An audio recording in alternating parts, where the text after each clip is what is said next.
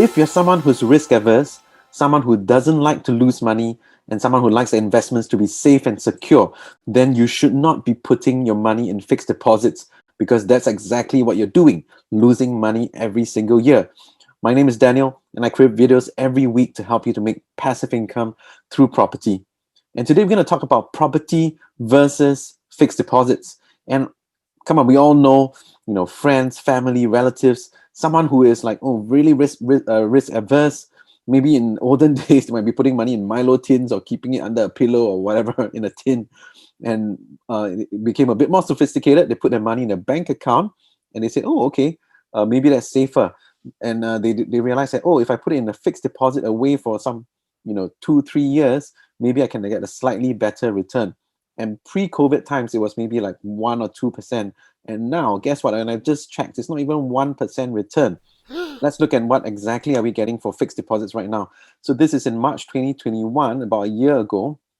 And I believe it hasn't changed very much from now because interest rates are at an all-time low. Look at this, all the different banking institutions, minimum amount, tenure from like 8 months, 6 months to 3 years. But look at this, 0.25% per annum, although I think the max is like 0.75% per annum. So we think that, a lot of people think by putting money in a fixed deposit is safe and secure. However, think of it compared to inflation rate every year. So let's look at what was inflation in 2020. And in Singapore, it says that it was like, point something percent. So it looks like it can at least keep pace with inflation. But let me ask you, over the last 4 years, do you have a sense that things are getting more expensive? Think of property in Singapore, think of the food, think of education for your kids or enrichment classes.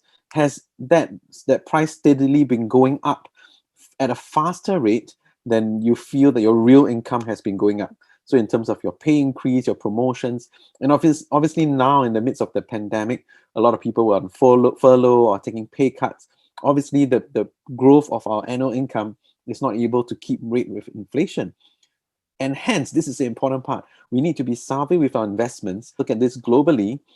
Some people say 3, 4, 5%. Some people believe it's even more.